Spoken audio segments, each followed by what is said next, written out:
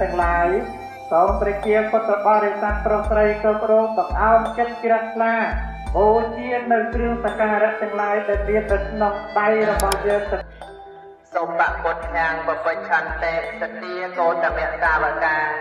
យេសានទីវាចរតោចនិច្ចាំពុទ្ធសួស្តីបងប្អូនទាំងអស់គ្នាថ្ងៃនេះគឺជាថ្ងៃ15កើតពេញបរមីខែវិសាខដែលជាថ្ងៃបុណ្យវិសាខបូជាហើយបុណ្យវិសាខបូជានេះដែរគឺជាបុណ្យដែលរំលឹកដល់បុព្វហេតុ3យ៉ាងនៃព្រះសម្មាសម្ពុទ្ធទី1នោះគឺរំលឹកដល់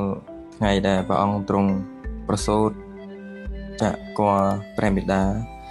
ហើយទី2គឺជាថ្ងៃដែលព្រះអង្គទ្រង់បានត្រាស់ដឹងជាអនុត្តរសម្មាសម្ពោធិញ្ញាណហើយនឹងទី3គឺជាថ្ងៃដែលព្រះអង្គទ្រង់ព្រះបរិនិព្វានចាកឋានចេញពីយើងនេះទៅឃើញថាពុទ្ធសាសនិកទាំងអស់ទាំងចាស់ទាំងក្មេងមានចិត្តជ្រះថ្លាមកបំពេញបុណ្យថ្ងៃនេះច្រើនសូមបពុទ្ធាងបបិច្ឆន្តិសទាកោតមៈសាវកាយេសានទីវាចរតោចនិច្ចាំពុទ្ធកតា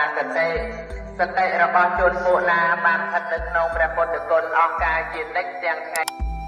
ការធ្វើបុណ្យគឺជាការញ៉ាំងចិត្តខ្លួនឯងឲ្យជ្រះថ្លាប្រៀបដូចជាបងប្អូនទាំងអស់គ្នាបានឃើញហើយថាទោះបីជាក្តៅចង្អៀតគ្នាយ៉ាងណាបែកញើសហូរញើសក៏នៅតែមានចិត្តជ្រះថ្លានៅក្នុងការដង្ហែលព្រះសារីរិកធាតុរបស់ព្រះសម្មាសម្ពុទ្ធហើយវីដេអូនេះសង្ឃឹមថាបងប្អូនដែលមិនបានមកថ្ងៃបុណ្យវិសាខបូជាដែលបានទស្សនាវីដេអូនេះហើយសង្ឃឹមថានឹងមានសេចក្តីជ្រះថ្លាអនុមោទនាយកបុណ្យកុសលទេវតាទាំងឡាយ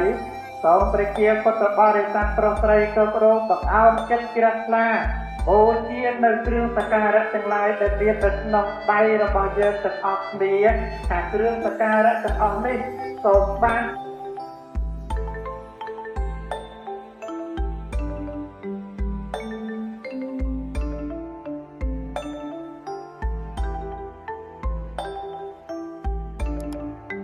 ហើយរូបភាពដែលបងប្អូនឃើញ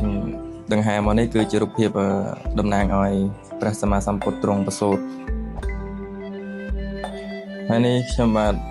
ក៏បានមកកម្មវិធីនឹងក៏បានមានការភ្ញីដើម្បីថ្វាយនៅព្រះសម្មាសម្ពុទ្ធការធ្វើបុណ្យគឺអត់បញ្ជាក់ទៅលើរូបរាងកាយពណ៌សម្បុរថាបែបណាទេសំខាន់នៅលើចិត្តជ្រះថ្លារបស់បុគ្គលនីមួយមិនថាយើងមកពីទីណាក្តី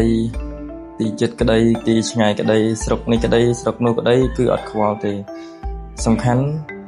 សុទ្ធសឹងតែជាពុទ្ធសាសនិកទាំងអស់គ្នាដោយបងប្អូនបានឃើញនៅក្នុងវីដេអូនេះអញ្ចឹងមិនដឹងថា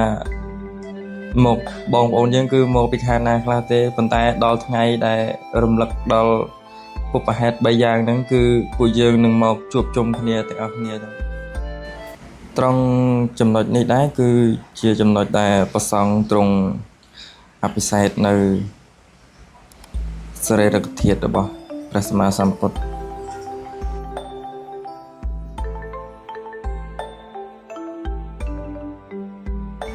អញ្ចឹងបងប្អូន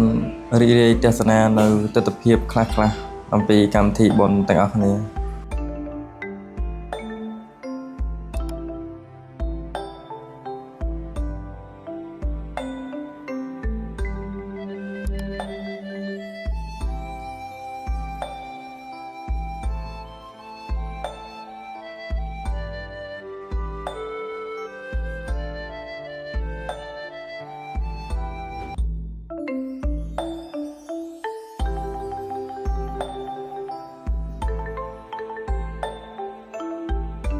ហើយវីដេអូរបស់យើងគឺមានតែប៉ុណ្្នឹងហើយសូមបងប្អូនអធិស្ឋានបើសិនជាមានកំហុសខុសឆ្គង